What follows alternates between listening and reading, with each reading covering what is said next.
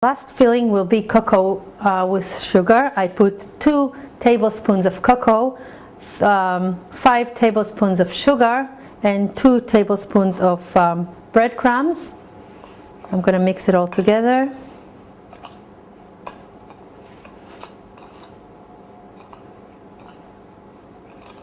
And sprinkle it on the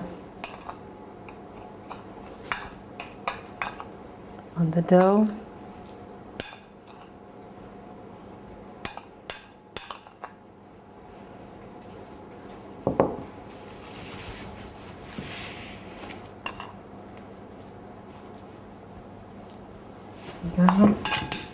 Now I'm going to roll it and put the cocoa, as I did with the cinnamon,